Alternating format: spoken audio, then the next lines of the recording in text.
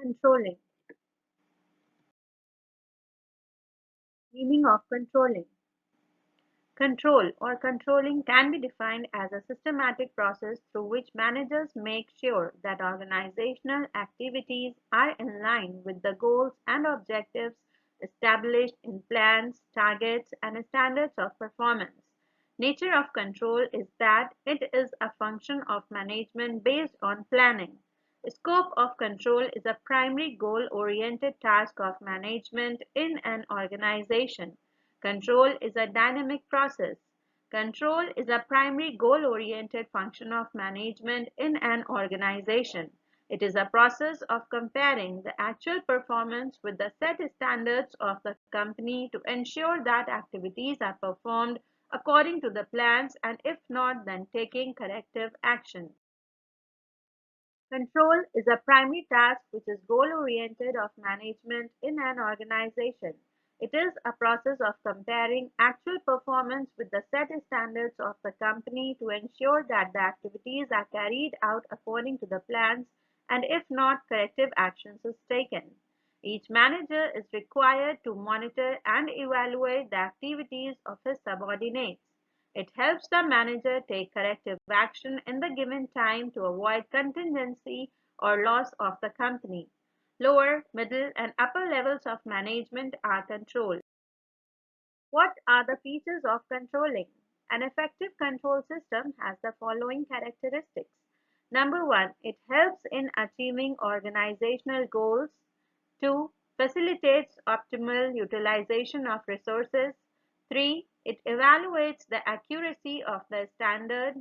4. It also determines discipline and order. 5. Motivates employees and boosts employee morale. 6. Ensures future planning by revising standards. 7. Improves overall performance of an organization. 8. It also reduces errors.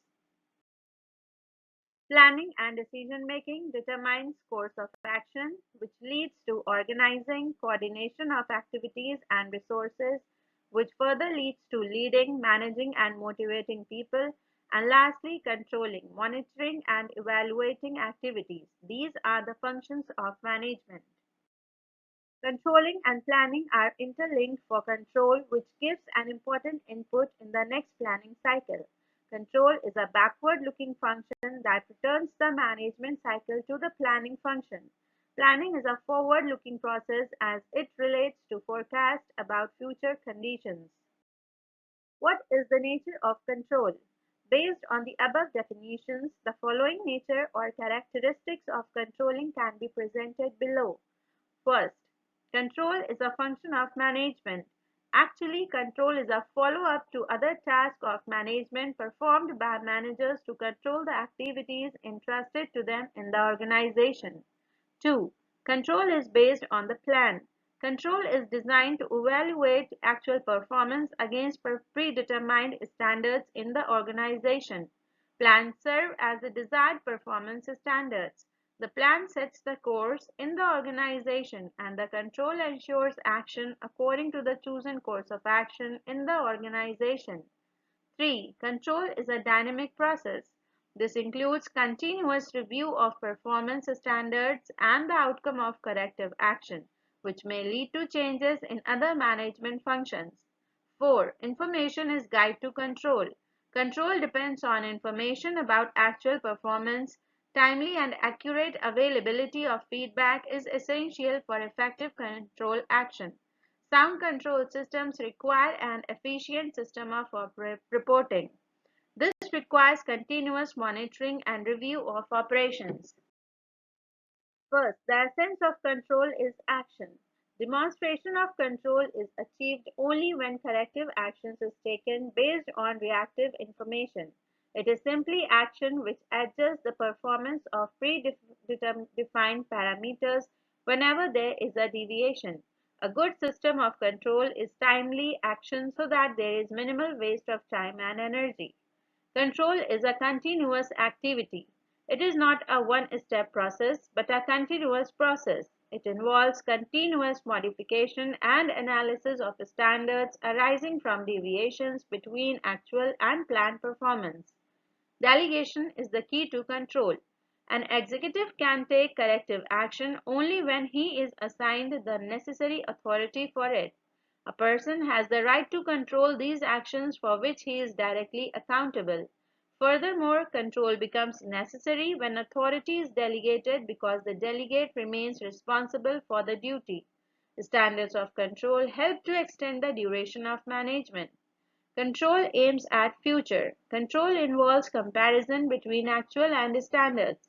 So corrective action is designed to improve performance in the future. Control is a universal function of management. Control is a basic or primary function of management. Each manager must control the performance of subordinates. No manager can function without a process of control. Once a plan is put in place, follow-up actions are needed to measure progress, highlight deficiencies, and take corrective action. Control is positive. The act of control is positive. It is to do things to happen, that is, to achieve the goal or to hinder through planned activities. Control should never be seen as being negative in character. What is the scope of control? The scope of control is very wide.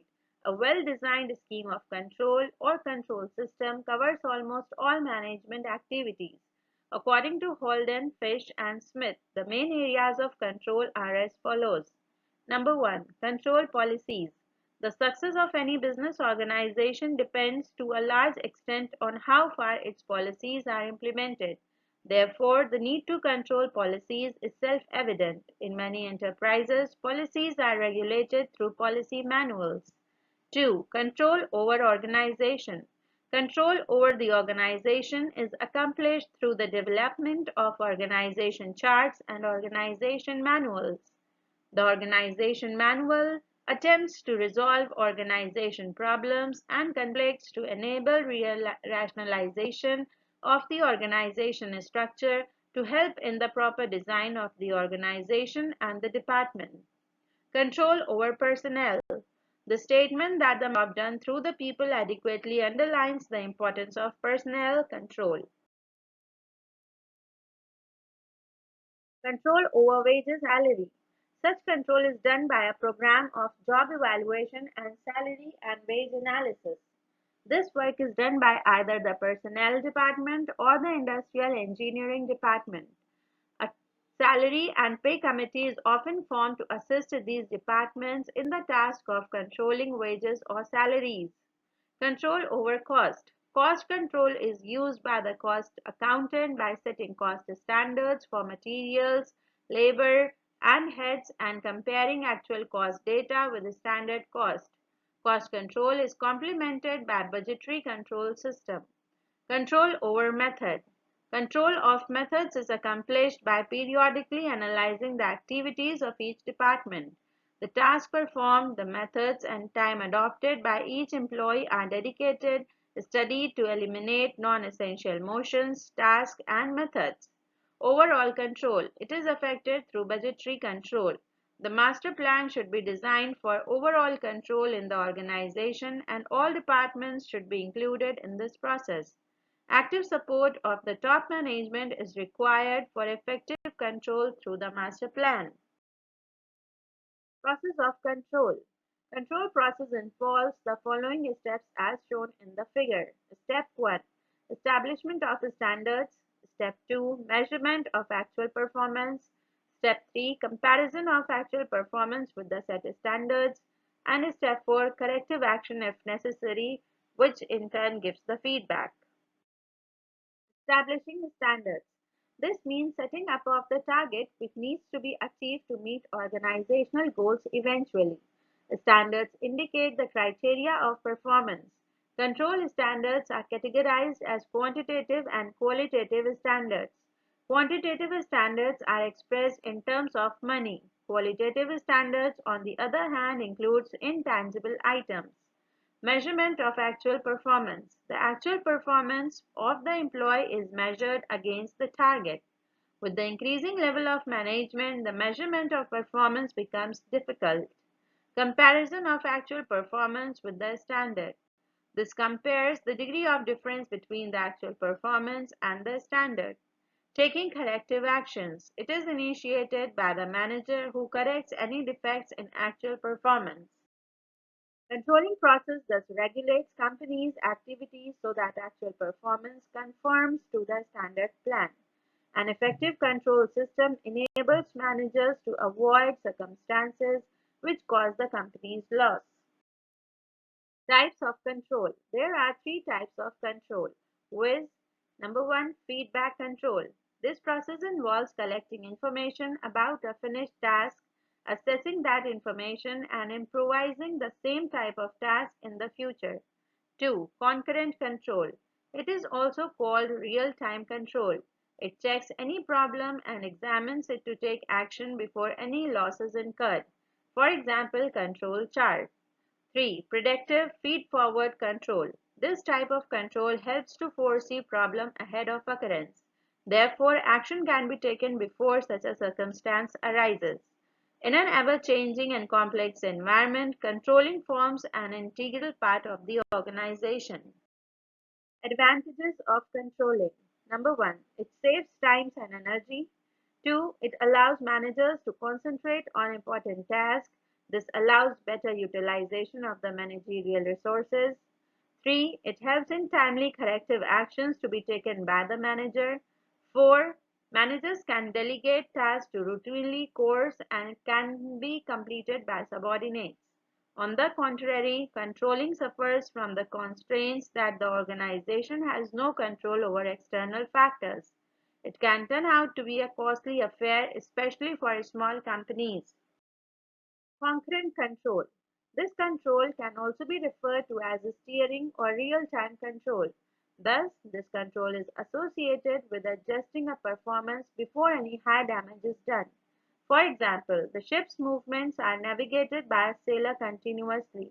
Also, a driver adjusts the steering of its car continuously. This direction for both the example depends upon the obstacles, destination, and many more. Usually, you will find a control chart in a factory. This is an example of concurrent control. So, this control occurs when the activity is still in the process. Feedback control. In biological and physical systems, sometimes messages are transmitted in the mechanical form of energy. It can also be in the form of a chemical reaction or other forms. While in social systems, some information is sent back in order to exercise the control. Thus, any managerial system that is good controls itself in the form of information feedback. This discloses errors in accomplishing goals and thereby initiate the proper corrective action. Thus, feedback is the process that adjusts future actions based on the information about past performance. Although feedback is done after the process, it is a very important part of the control process. Feedback permits the manager to use the information about the past performance by bringing the future performance in line with the objective that is planned. Thus, testing the validity and its appropriate standards is helped by post control. Thus, to make it more effective and meaningful, it is required to analyze the post performance. Furthermore, the feedback concept is also important for the development of effective communication in an organization. This can also be termed as post control. As the name says, this refers to the various information about the completed activity. This is done to evaluate the information and to improve the activity by taking corrective action. Feed-forward control. This involves evaluating the various inputs. Feed-forward follows a very simple principle that any organization is not stronger than its weakest link. For example, when a machine is not working properly, then the operator will look for some critical components to check whether the machine is working or not. Thus, the same logic is applied to feed-forward control as well. The main example of feed-forward control is a preventive maintenance program. The system is employed to prevent the breakdown of any machinery. Another example of this can be considered as policies. Policies are formed in a country to prevent any critical problem from happening. Techniques of managerial control. Control is a fundamental managerial function. Managerial control regulates the organizational activities. It compares the actual performance and expected organizational standards and goals. For deviation in performance between the actual and expected performance, it ensures that necessary corrective action is taken. There are various techniques of managerial control which can be classified into two broad categories, namely traditional techniques and modern techniques. Traditional techniques of managerial control. Traditional techniques are those which have been used by the companies for a long time now. These include personal observation, statistical reports, break-even analysis, budgetary control. Personal observation. This is the most traditional method of control. Personal observation is one of those techniques which enables the manager to collect the information as first-hand information. It also creates a phenomena of psychological pressure on the employees to perform in such a manner so as to achieve well their objectives, as they are aware that they are being observed personally on their job. However, it is a very time-consuming exercise and cannot effectively be used for all kinds of jobs. 2. Statistical reports. Statistical reports can be defined as an overall analysis of reports and data which is used in the form of averages, percentage, ratios, correlation, etc. Present useful information to the managers regarding the performance of the organization in various areas. This type of useful information, when presented in the various forms like charts, graphs, tables, etc., enables the managers to read them more easily and allow a comparison to be made with performance in previous periods and also with the benchmarks. Break-even analysis. Break-even analysis is a technique used by managers to study the relationship between cost, volume, and profits. It determines the overall picture of probable profit and losses at different levels of activity while analyzing the overall position. The sales volume at which there is no profit, no loss is known as the break-even point. There is no profit or no loss. Break-even point can be calculated with the help of the following formula. Break-even point is equal to fixed cost divided by selling price per unit minus variable cost per unit. Budgetary control. Budgetary control can be defined as such technique of managerial control in which all operations which are necessary to be performed are executed in such a manner so as to perform and plan in advance in the form of budgets, and actual results are compared with budgetary standards. Therefore, the budget can be defined as a quantitative statement prepared for a definite future period of time for the purpose of obtaining a given objective. It is also a statement which reflects the policy of that particular period. The common types of budgets used by an organization. Some of the types of budgets prepared by an organization are as follows. Sales budget, a statement of what an organization expects to sell in terms of quantity as well as value. 2. Production budget, a statement of what an organization plans to produce in the budgeted period. 3. Material budget, a statement of estimated quantity and cost of materials required for production. 4. Cash budget, anticipated cash inflows and outflows for the budgeted period. 5. Capital budget, estimated spending on major long-term assets like a new factory or major equipment. 6. Research and development budget, estimated spending for the development or refinement of products and processes. Modern techniques of managerial control. Modern techniques of controlling are those which are of recent origin and are comparatively new in management literature. These techniques provide a refreshingly new thinking on the ways in which various aspects of an organization can be controlled. These include return on investment, ROI, ratio analysis, responsibility accounting, management audit, PERD, and CPM. Number 1. Return on investment. Return on investment (ROI) can be defined as one of the important and useful techniques.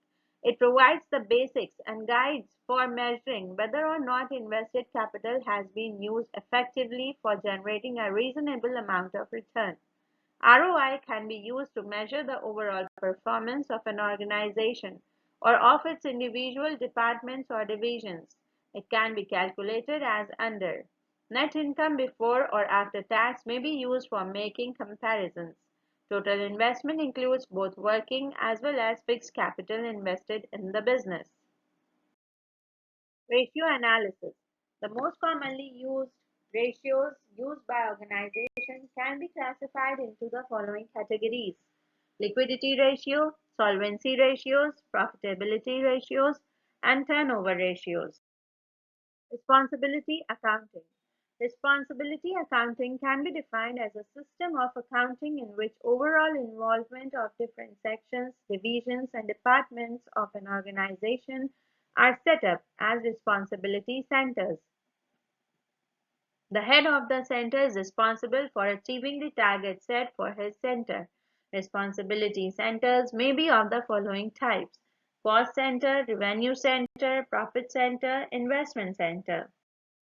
Management audit. Management audit refers to a systematic appraisal of the overall performance of the management of an organization. The purpose is to review the efficiency and effectiveness of management and to improve its performance in future periods. PERT and CPM. PERT, Programmed Evaluation and Review Technique, and CPM, that is Critical Path Method, are important network techniques useful in planning and controlling. These techniques therefore help in performing various functions of management like planning, scheduling, and implementing time-bound projects involving the performance of a variety of complex, diverse, and interrelated activities. Therefore, these techniques are so interrelated and deal with such factors as time scheduling and resources allocation for these activities. Characteristic of an effective control system. Controls at every level focuses on inputs, processes, and outputs. It is very important to have effective controls at each of these three stages. Effective control system tends to have certain common characteristics. The importance of these characteristics varies with the situation, but in general, effective control system have following characteristics. Number one, accuracy. Effective control generates accurate data and information. Accurate information is essential for effective managerial decisions. Inaccurate controls would divert management efforts and energies on problems that do not exist or have a low priority and would fail to alert managers to serious problems that do require attention. Timeliness. There are many problems that require immediate attention. If information about such problems does not reach management in a timely manner, then such information may become useless and damage may occur. Accordingly, controls must ensure that information reaches the decision makers when they need it so that a meaningful response can follow. Flexibility. The business and economic environment is highly dynamic in nature. Technological changes occur very fast. A rigid control system would not be suitable for a changing environment. These changes highlight the need for flexibility in planning as well as in control. Strategic planning must allow for adjustments for unanticipated threats and opportunities. Similarly, managers must make modifications in controlling methods, techniques, and systems as they become necessary. An effective control system is one that can be updated quickly as the need arises. Acceptability. Controls should be such that all people who are affected by it are able to understand them fully and accept them. A control system that is difficult to understand can cause unnecessary mistakes and frustration and may be resented by workers. Accordingly, employees must agree that such controls are necessary and appropriate and will not have any negative effects on their efforts to achieve their personal as well as organizational goals. Integration. When the controls are consistent with corporate values and culture, they work in harmony with organizational policies and hence are easier to enforce. These controls become an integrated part of the organizational environment and thus become effective. 6. Economic feasibility. The cost of a control system must be balanced against its benefits. The system must be economically feasible and reasonable to operate. For example, a high security system to safeguard nuclear secrets may be justified, but the same system to safeguard office supplies in a store would not be economically justified. Accordingly, the benefits received must outweigh the cost of implementing a control system. 7. Strategic placement. Effective controls should be placed and emphasized at such critical and strategic control points where failures cannot be tolerated and where time and money cost of failures are greatest. The objective is to apply controls to the essential aspect of a business where a deviation from the expected standards will do the greatest harm. These control areas include production, sales, finance, and customer service. Corrective action. An effective control system not only checks for and identifies deviation, but also is programmed to suggest solutions to correct such a deviation. For example, a computer keeping a record of inventories can be programmed to establish if then guidelines. For example, if inventory of a particular item drops below 5% of maximum inventory at hand, then the computer will signal for replenishment of such items. Emphasis on exception. A good system of control should work on the exception principle so that only important deviations are brought to the attention of management. In other words, management does not have to bother with activities that are running smoothly. This will ensure that managerial attention is directed towards error and not towards conformity. This would eliminate unnecessary and uneconomic supervision, marginally beneficial reporting, and a waste of managerial time. Thank you.